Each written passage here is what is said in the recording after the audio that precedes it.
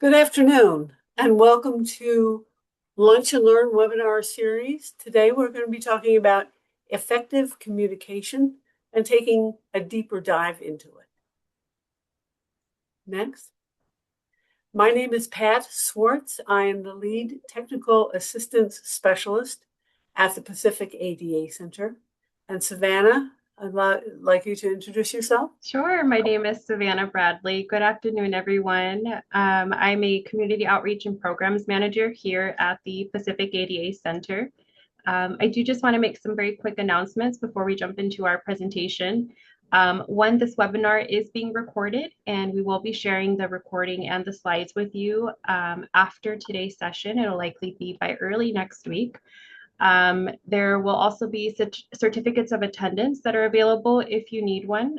There's usually a link that's included in a follow-up email after today's session along with the recording. We will have a little bit of time at the end for Q&A. Please send your questions in the chat. We'll start Q&A with some of the questions that were submitted ahead of time. So we may not be able to get to everyone's question today. And if that happens, just send us an email. And our TA team will follow up with you directly, and I'll put that information in the chat for you. But thank you all for being here, and let me know if you run into any tech issues during our session today. I'll be available in the chat for you. All right. Thanks, Savannah. So a word about the Pacific ADA Center. We are part of the ADA National Network, one of 10 centers throughout the country. We provide technical assistance, which is free and confidential. We provide trainings, webinars, like this one, a conference every year, a virtual conference, and we have a website with amazing information on it. We do not provide advocacy, legal advice, or any enforcement of the law. Next. And so we're going to start by talking about some of the requirements for what is called effective communication. Next. And communication is the key. So the ability to communicate with others is key to living a full, independent life for everyone. The Americans with Disabilities Act, the ADA, effective communication requirements recognize how important that is. Next.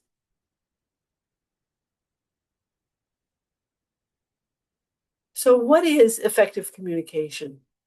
The ADA requires state and local governments, Title II, and private businesses, Title III, and nonprofits, to make sure that communication with people with communication-related disabilities is as effective as communication with people without disabilities. And effective communication in those regulations relate to people who have speech, hearing, and vision disabilities. And those effective communication there is provided through what are called auxiliary aids and services. Next. And so auxiliary aids and services are defined as tools, devices, or human services, like interpreters or readers. And those aids vary with the disability, depending on what that person needs. And they help to make sure that the person with communication disabilities can give and receive information, again, as clearly as those without a communication disability. Next. And so who does this apply to? Who must receive effective communication? The requirements apply to people who receive goods and services, but also to others. Effective communication applies to participants receiving those goods and services, members of the public, and companions. And we'll talk more about that. Next. And here are some of the considerations for effective communication. To decide how to provide effective communication, businesses, agencies, and organizations must consider these things. They must consider the nature, context, length of information, and how complicated the communication is. They must also consider the person's preferred method of communication. And you cannot use family members for effective communication except in an emergency. Next. And so state and local government agencies and businesses have to provide effective communication, and their requirements are a little bit different. So to decide what types of auxiliary aids and services are necessary, a public entity, a state and local government must give primary consideration to the request of the person with a disability. So if a person is attending a city council meeting, which is a local government entity, they and request an interpreter, and the local government wants to give them a video recording, a video instead of an interpreter. That is not the primary consideration if the person asks for the interpreter. Next. But private businesses and organizations are a little bit different. Public accommodations must consult with people with disabilities to decide the type of auxiliary aid or service needed to provide effective communication. So they must have a conversation with the person. However, public accommodations can decide what type of aid or service to provide if it results in effective communication. And if the person, for instance, is requesting an interpreter, but video remote is also available and it results in effective communication, then the private business or organization is allowed to provide that service. Next. So let's see. I think, Savannah, this is yours. All right, I'll take it from here. I'll talk about visual disabilities, blindness, low vision, and deaf blindness. And I'll talk about sort of what causes these disabilities and what are some of the tools and services that can help people communicate. So there are many different causes of vision disabilities. This slide has a list of a few causes, a few common ones. There's diabetic retinopathy. This happens when diabetes changes the blood vessels in the eye. There's glaucoma is another common cause of vision disabilities. This is when pressure builds up inside the eye and can damage the nerve that carries information to the brain. There's also something called retinitis pigmentosa. This is a condition that slowly breaks down the retina, which is the part of the eye that senses light. Age-related macular degeneration can affect central vision as people get older. And then brain injury is another common cause of vision disabilities. So maybe it's not about loss of vision in the eye at all, but it's more about how the brain is processing the information that the eye sees. So this is just to share that, vision loss is different for every person. Someone with glaucoma experiences the world differently than someone with macular degeneration. So when it comes to asking about, what kind of effective communication people with vision disabilities prefer, I want to share some examples that might be available. So electronic documents. So these are like Microsoft Word files, PDFs, and websites are electronic documents. People who are blind can use tools to read these documents. So some of these tools are things like screen readers. So you might have heard maybe something called JAWS, VoiceOver, or NVDA. These read the text on the screen out loud. There's also a tool called refreshable Braille displays, and these turn text into Braille that you can feel with your fingers.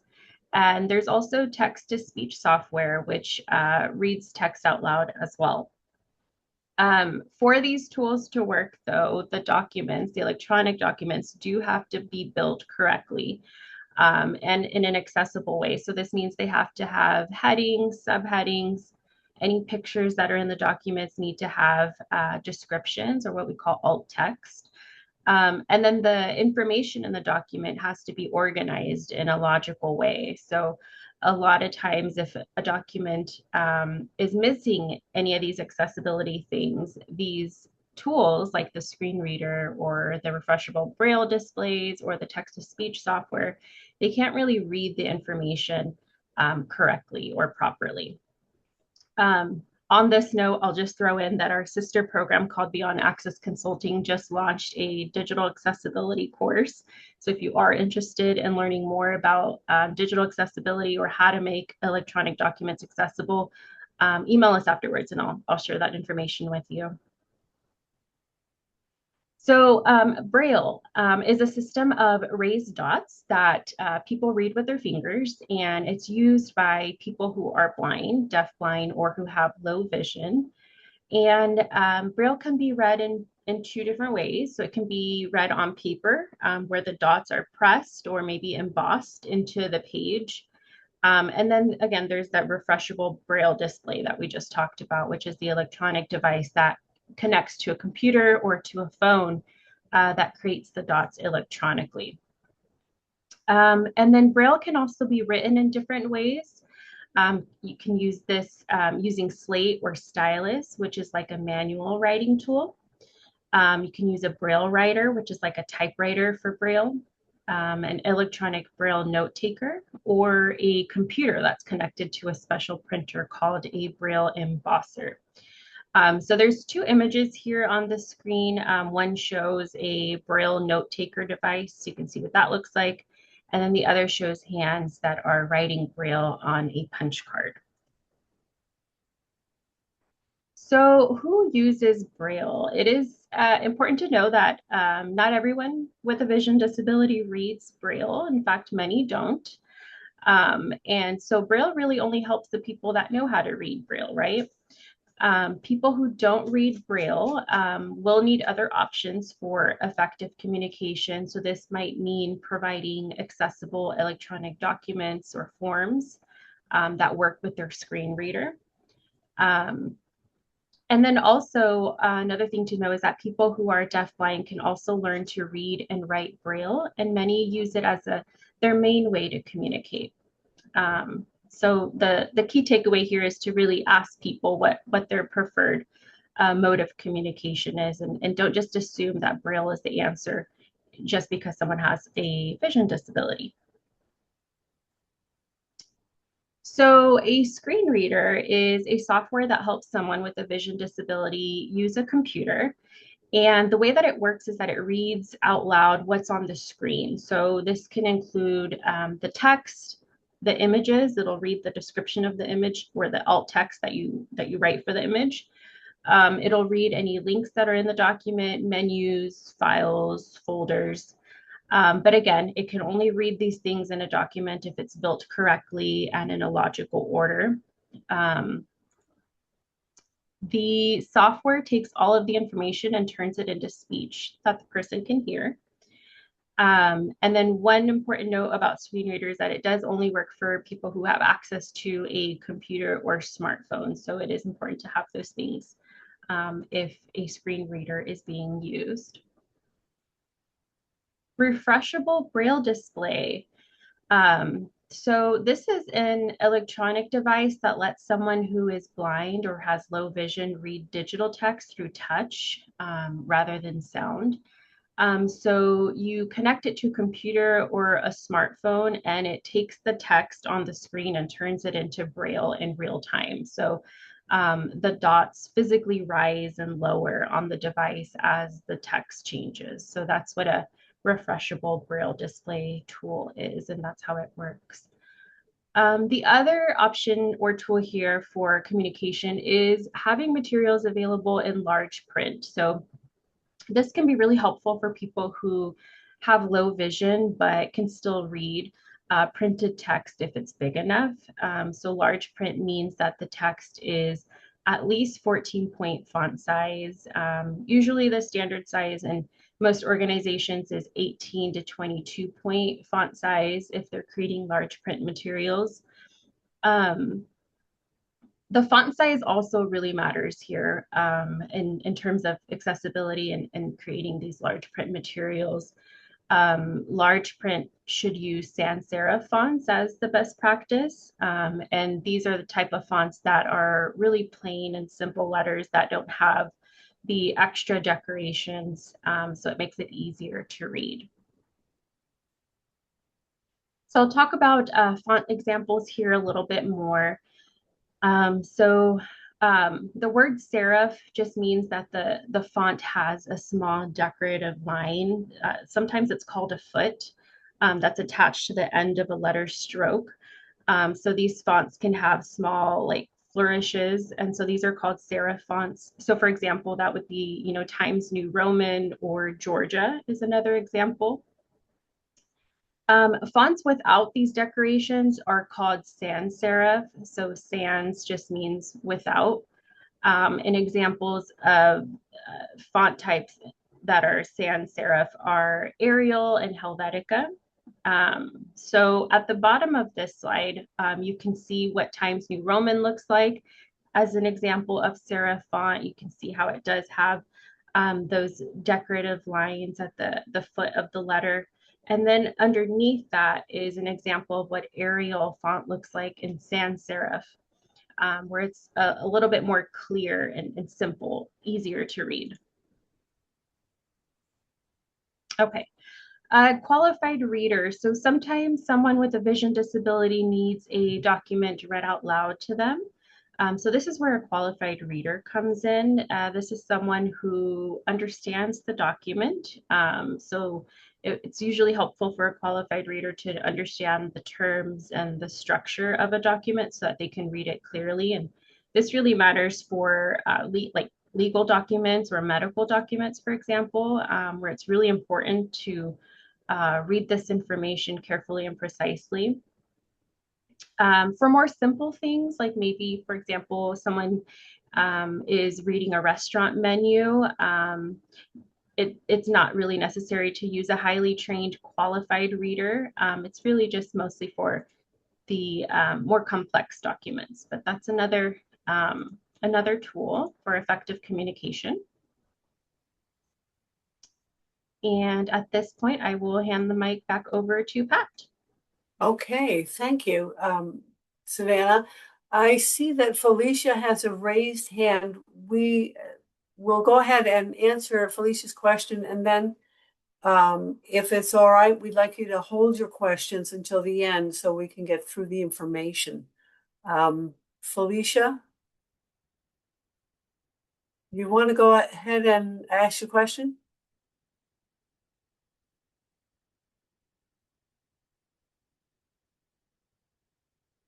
Okay, I'm not one of the raised hand. I'm not seeing.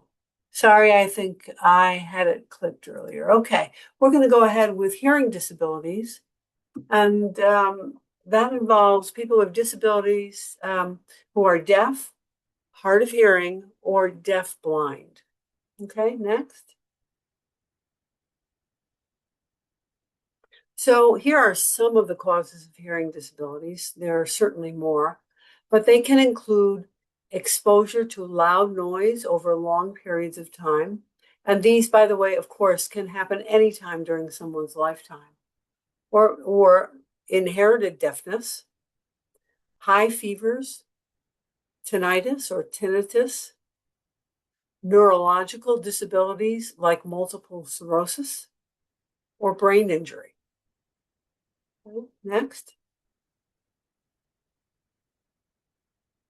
And so here are some auxiliary aids and services for people who are deaf or hard of hearing or deaf blind. And so to start with, there is sign language interpreting, and we'll be talking about these. There is signed English, which is different, And there are tactile sign language interpreting services. Computer-assisted real-time captioning, which is known as CART. Assistive listening systems and devices. Captioned phones. Video phones. Telephone relay services. And hearing aid compatible telephones. And so we'll talk about these next. So there are also auxiliary aids that include gestures or visual aids to supplement oral communication, notepads and pens or pencils to exchange written notes if they're necessary, assistive listening systems known as ALS, which amplify sound, captioning services, which are paid services for captioning. There's also teletypewriter, or TTY, and those are being phased out. They still exist in places, but they're being phased out because of technology. There are video phones and telecommunication relay services, and there are also qualified interpreters, which we talked about, who have specialized knowledge of things like medical terminology or legal terminology. Next. So to start with, American Sign Language. ASL is not derived from English. It has its own grammar and usage signs made by hand motions and facial expressions, eye gazes, and body postures. And some deaf people, particularly those who are deaf from birth, learn ASL as their primary language, and they may never learn spoken or written English, and therefore may lack the ability to communicate effectively in English. So ASL is its own language. Okay, go ahead.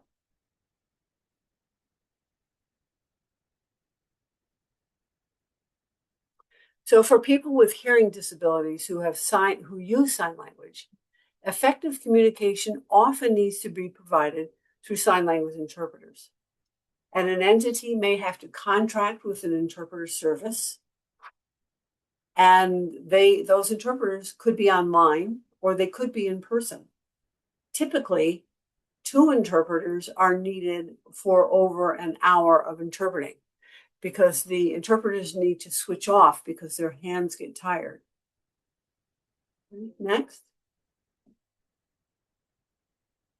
And then there are tactile interpreters, and they facilitate communication for individuals who are deaf and blind.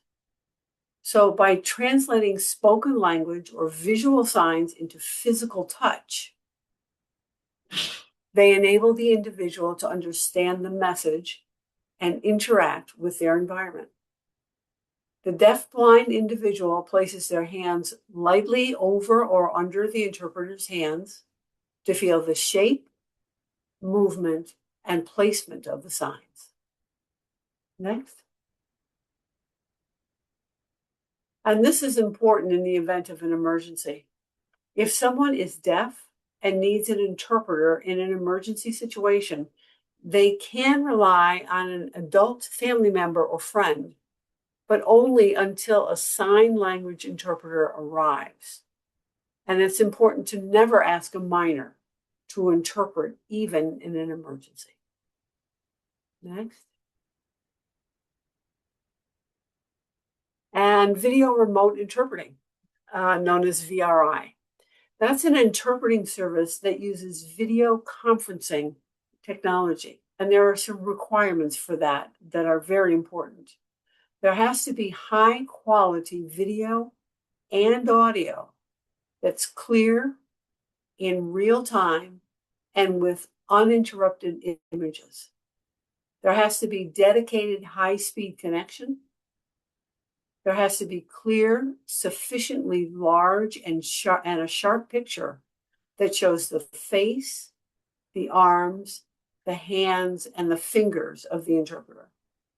There needs to be clear and easily understood voices. There needs to be a quick setup and the trainer and there needs to be training of the people who are using it. Now, this may not work well in certain situations. If there is an area that has poor reception, poor internet connection, spotty connection, in a medical situation where someone's in labor, those may not work for video remote, and an interpreter may be required there. Users of VRI technology have to contract for the interpreter service, so there's a fee for VRI. Next. And then there is video relay service, VRS, and that is free. It's a free federally funded telecommunication service that allows the deaf or hard of hearing who use ASL or a TTY to communicate with hearing people in real time. The individuals can place calls using an operator service, using a keyboard, video phone, or other assistive device. And they can access that service by dialing 711. Next. And next is real-time captioning. For people with hearing disabilities who do not know ASL, but they can read, real-time captioning will help them. A real-time captioner types on a stenotype machine with a phonetic keyboard and special software. The captioned words then appear on a screen or tablet. The captioners can be either in person or remote, and this is also a paid service. They must contract with captioning services. Next. And now we have assistive listening systems known as ALS. And ALS is a wireless technology that transmits audio directly from a sound source, like a microphone or a PA system, to a listener's ear, or a hearing aid, or a cochlear implant. And some of the examples of ALS include hearing loops, FM systems, infrared systems, so the room is wired for all of this. There are Bluetooth amplified systems, there are personal amplifiers, and there are hearing aid compatible telephones. Next. And Savannah is going to talk about speech disability. Thank you, Pat. Okay. So speech disabilities and their causes. There's a few common ones that include aphasia. This is usually caused by stroke or brain injury that affects the ability to use or understand language. Another common form of speech disability could be caused by cerebral palsy, autism, traumatic brain injury, apraxia. This is a condition that makes it hard for the brain to coordinate the muscle movements that are needed for speech, multiple sclerosis, or ALS.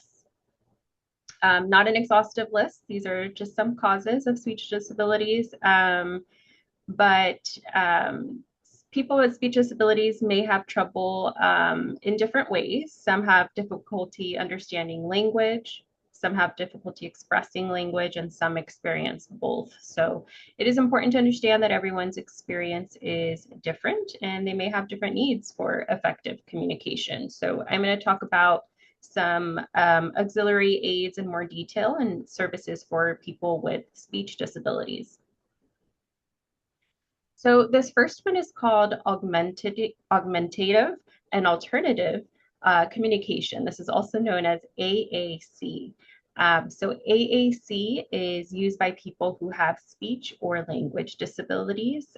One example is speech-to-speech interpreters who help relay a person's message. There's also more high-tech options. These are specialized devices and apps that are built just for communication. For example, a person might use a device that lets them type or point or even blink at pictures on a screen, and the device turns that into a spoken voice. The picture on the slide here shows you an example of one of these devices. AAC also includes non-electronic or lower tech options. And so these use pointing gestures and body language instead of electronics.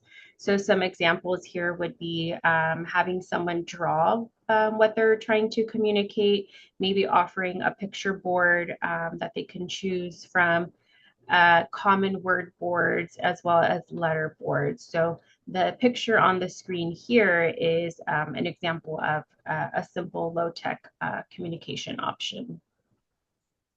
This is a better view of the AAC device, the augmentative and alternative communication device.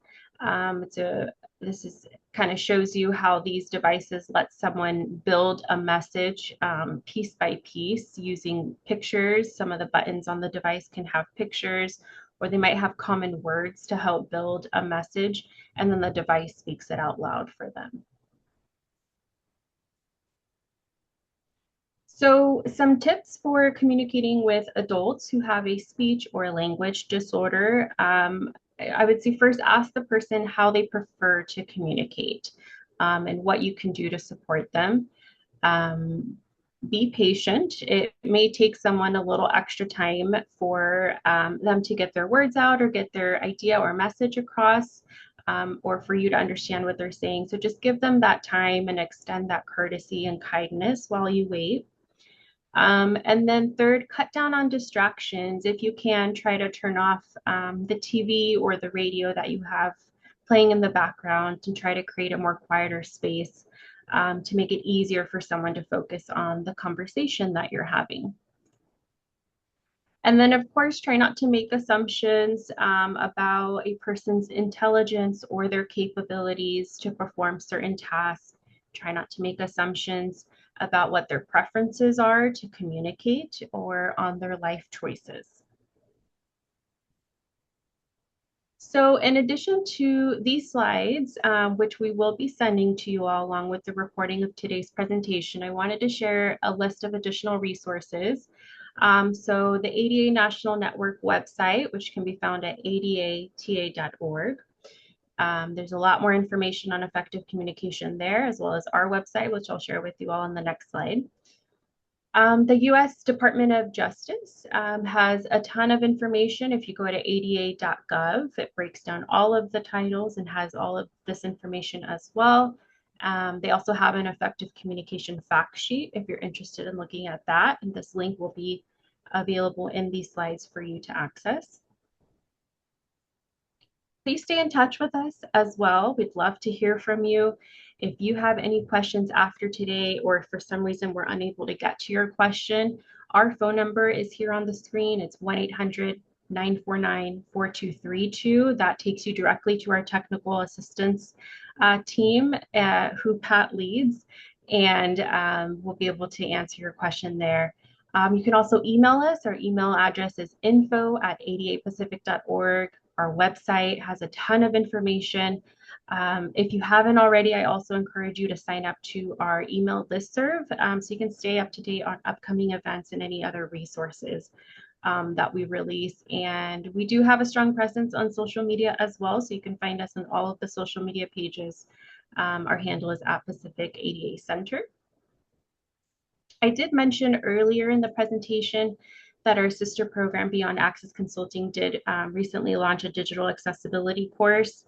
But in addition to that, I wanted to share some additional services that we offer, as well as our sister programs offer. That includes customized trainings, on-site accessibility evaluations.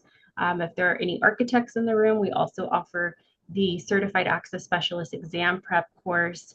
So if you're interested in learning about any of these additional services, just reach out to us and we'd be happy to find something that fits for your entity or your organization. And then finally, we'd love to hear from you and know how you enjoyed this training, or if there's anything that we can improve for today. So I'd love if you could fill out an evaluation link or evaluation form. I'll put that link in the chat here in a second. And if you don't have time to take that right now, maybe you can just open the link and keep it open in your browser and fill it out later today. But that concludes our presentation. So we'll go through some Q&A.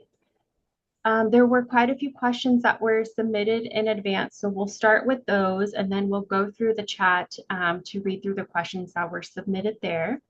And I want to check in with my co-presenter to see where she would like to start with the questions, if anything has changed. Yeah, thanks, Savannah. Well, let's start with this question here. How does the ADA address situations where a covered entity only offers VRI, but the individual believes an on-site interpreter is necessary? And the answer to this is that it depends. It is, first of all, it depends on whether this is a government entity, Title II or Title III, and if the primary consideration has to be met by Title II. But it also depends on the situation. If there is no interpreter available, if they're in an area where they just cannot get a hold of an interpreter, and VRI is the only thing that is available, then they're going to have to go with that. But that doesn't mean that the entity should stop trying to find an interpreter. And it would be a good thing for that entity, if it's a hospital, it doesn't matter what it is, for them to research where it is that they can get a hold of interpreters. How do they sign up for VRI? What does that look like? So that when the emergency situation happens or someone is requesting an interpreter, they can assess the situation to see which is the best for the person. I mean, ultimately, it depends on what the person needs and what the entity needs to do in order to get that request to the person. Okay, Savannah? Thank you, Pat.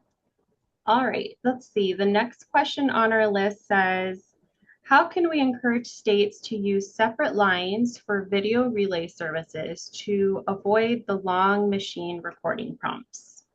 That's a really great question.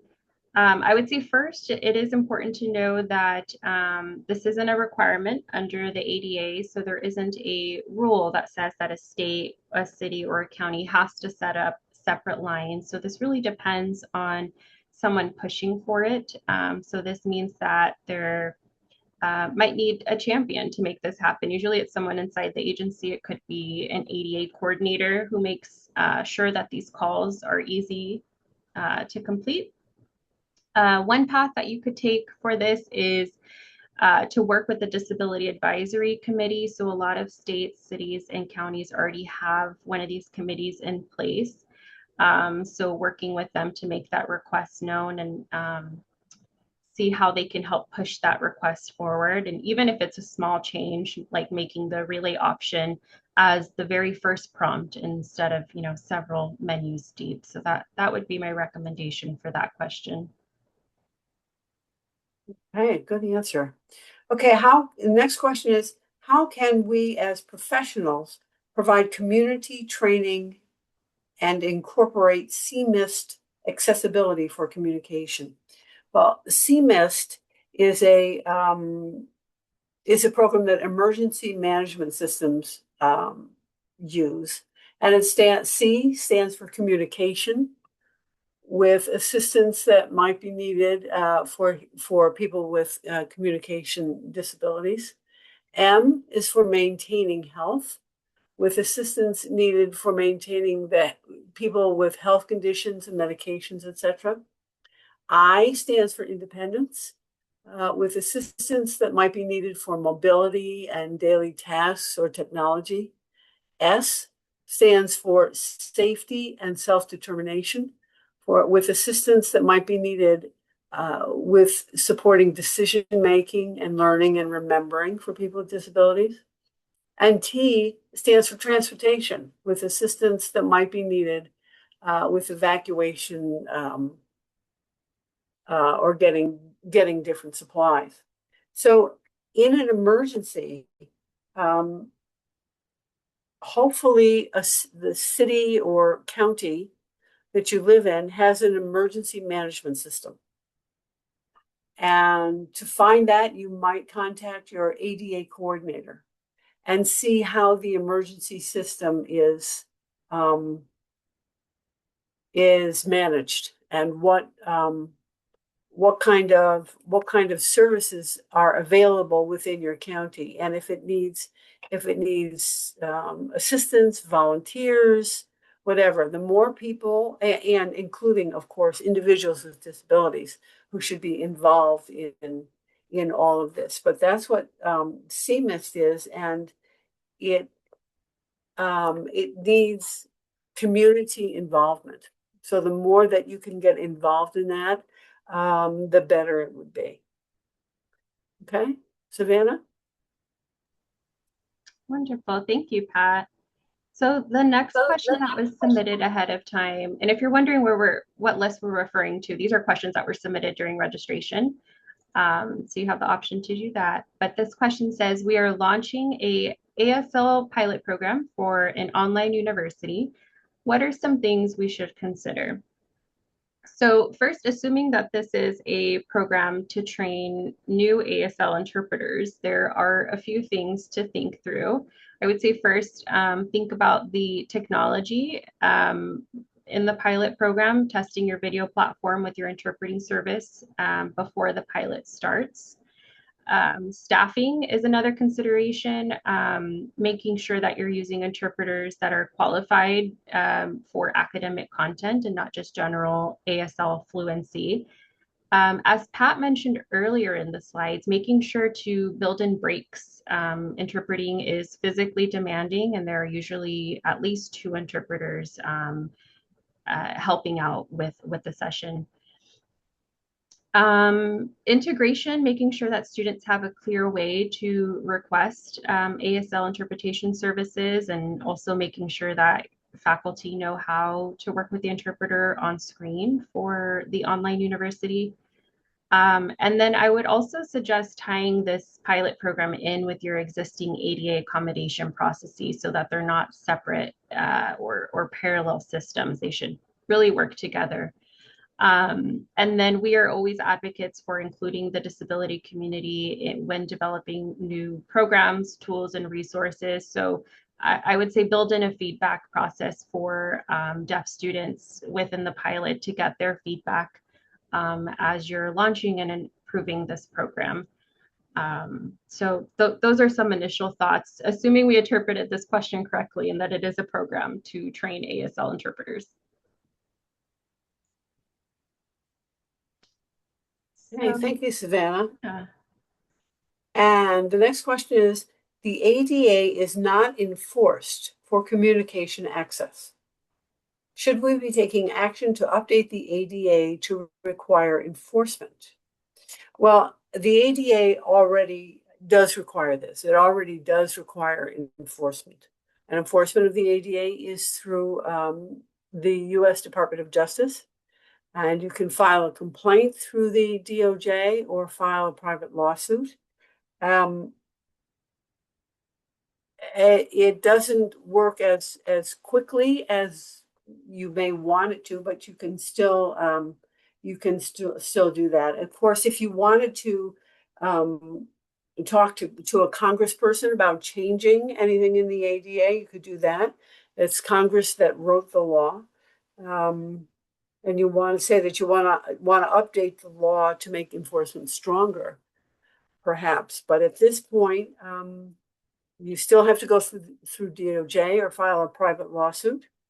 And I would say if you're dealing with, for instance, a Title III entity and there is an issue, one thing that works sometimes is to go to the highest point in the organization that you can to make your request. If it is the head of the company, whatever that is, so that you don't always need to go to a complaint with the Department of Justice as the first thing to do. find some other way. And if it is a Title II entity, you can go to the ADA coordinator of the city to get some assistance as well. Okay. So, Savannah, do you want to go to some of the questions in the chat? Yep, so we will move on to the chat now. And I will start at the very top. So the first question says, any recommendations for a data report and accessibility resource to refer to? I would say the first stop would be our website, adapacific.org, or the ADA National Network website. And if you're not finding what you're looking for there, send us an email and we'll try to refer you to some places that have really good information. If you can narrow down what exactly you're looking for, or if you have just want general information, general data report, we can help you with that. This next question says, are there common accommodations that a patient who is blind or has low vision might need during a hospital inpatient stay? Says, I work at a hospital and we are trying to make decisions on what we might need to purchase to support patients who are blind or have low vision. So I would say that yes, there are a few common ones to think about. I think that helping patients with orientation during their hospital inpatient stay could be helpful. So what I mean by that is verbally walking patients through the room, showing patients where the call buttons are, the bed controls, where the restroom is, things like that, keeping things in consistent spots. Having forms and instructions that are available in alternative formats. So maybe like large print or Braille or other accessible digital formats, having those ready based on the patient's preference. Maybe some staff habits, making sure that staff identify themselves by name when they enter the room. That usually makes a big difference. Those are some things that come to mind right away. Not sure, Pat, if you have anything to add. Yeah, I would say I assume there's an intake process to start with. And it's important that the patient be able to say what it is they need in order to be comfortable with their stay. There is usually, I don't know always, there's usually an office within the hospital that helps with people with disabilities. That may be the social worker's office. I know that at Kaiser in California, there's an ombudsman that helps with people that have needs with their disabilities.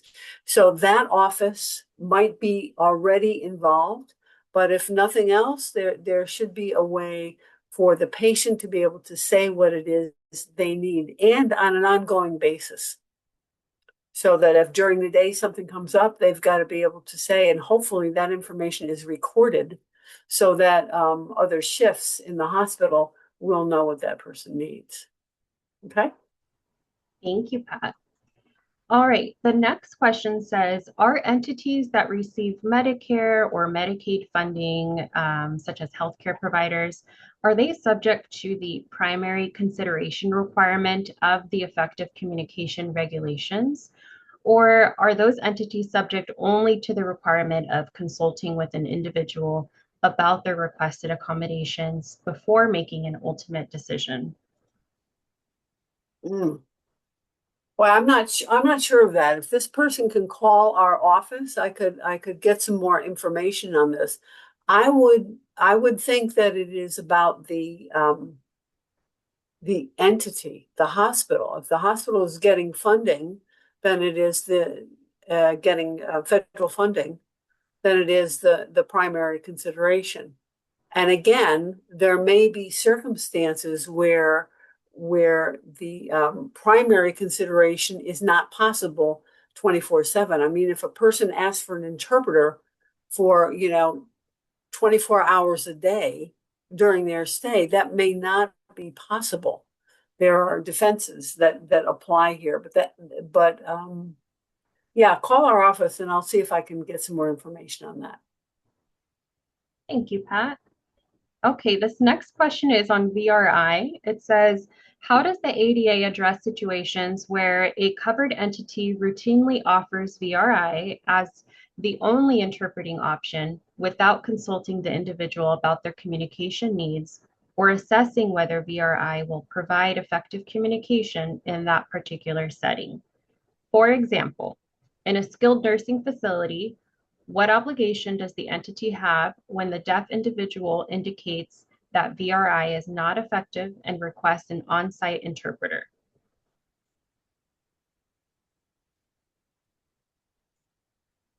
I think they need some help with this. This is not okay. Um, they need to be consulted. That's the whole point, that they need to be consulted. If that is the only thing that the entity has, again, if they're in a rural area, or they're in a place where no interpreters are available, um, it depends, but they absolutely need to be consulted. And when they say that it doesn't work for them, they need to be paid attention to.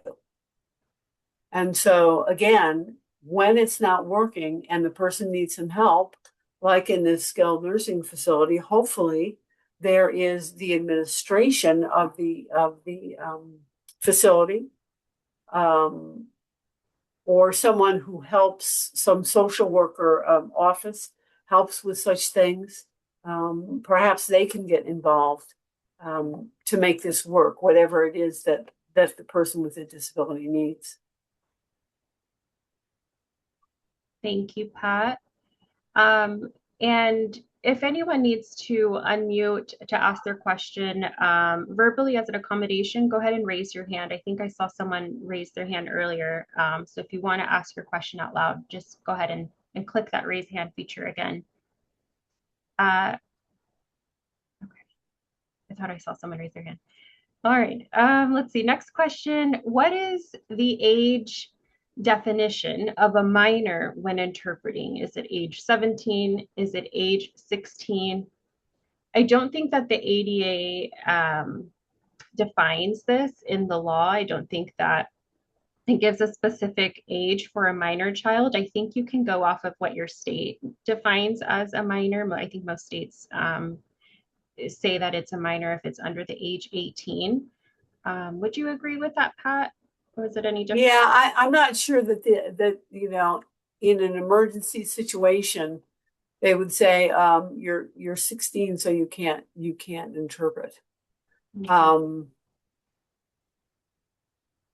and I it's obviously very important for children, young children, who can use sign language to speak with their parents, not to be used as someone to interpret in a situation like that. So I don't know. I don't think there's a legal, certainly not under the ADA, a legal age for that. Yeah, I think it's under 18 would be considered the minor. And that actually, what you Yeah. just said, Pat, leads into the next question. It says, could you speak to situations where the person with a disability is asking their minor child to communicate for them? Uh, well, they might, if there is some sort of legal situation where they're trying to deal with the police and they know that their child can communicate and use sign language, they might ask them to communicate with the police. In a business, they might be in a business where there's some sort of um, disagreement, perhaps, or some confusion with information. They might ask their children for information like that. In an emergency room, the parents might ask their children to interpret for them.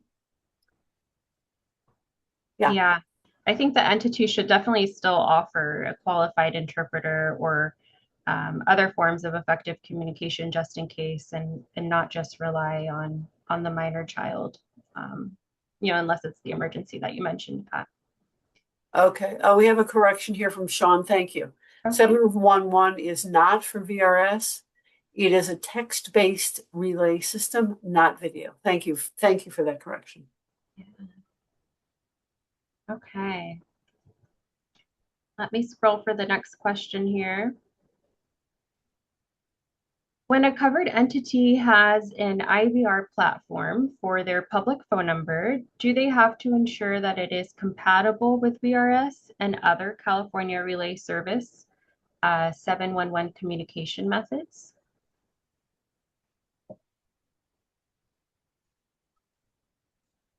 I don't know the answer to this question. Yeah. Do you want to reach out to us afterwards? Send us an email and we'll research this for you. Right. Okay. Next one. Let's see. I know we mentioned speech, hearing, and sight. Could someone speak to requirements for effective communication where the person has a learning or attention disability?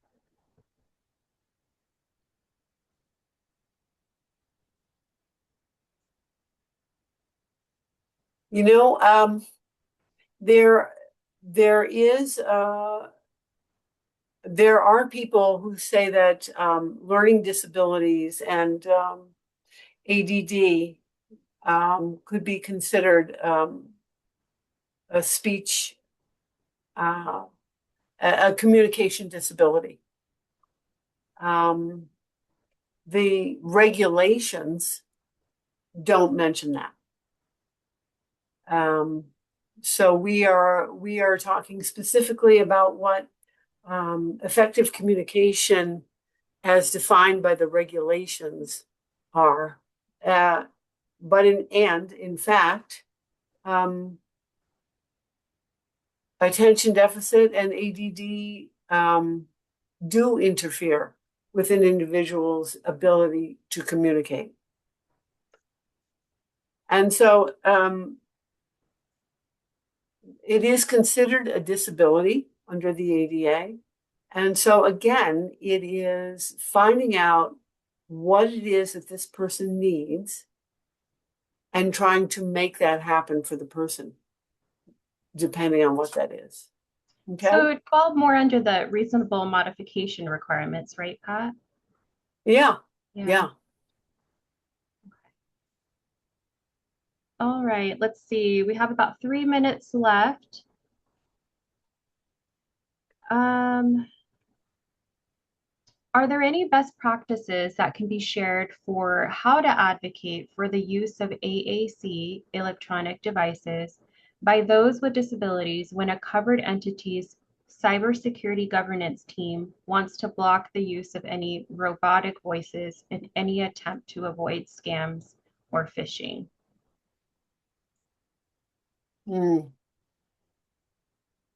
Well, I'm not sure that the ADA would override um, security concerns. I I don't know. I wonder if you can talk to your entity's ADA coordinator or whomever is managing the ADA accommodations process to see if there's something that they can do to advocate for this. And they can convey, the importance um, of having these AAC electronic devices available. Um, I think that's the first thing that comes to mind is internally Hmm. finding out who has influence for the ADA accommodations process Right. organization. Right. Well, I Let's think, see. you know what? It is 12:59, and I think we have to wrap this up. Yes, Pat. So if we didn't get to your question today, please send us a follow-up email. We are more than happy to talk you through any of your questions or concerns or do a little bit more research for you as you're learning more about effective communication or any other parts of the ADA. Thank you all for being here. As a reminder, please fill out your evaluation form. Hearing from you does mean a lot to us. And we hope you have a great afternoon. Thank you for being here with us. All right. Thanks for being there. We hope it was helpful. Bye-bye. Thank you, captioners and interpreters.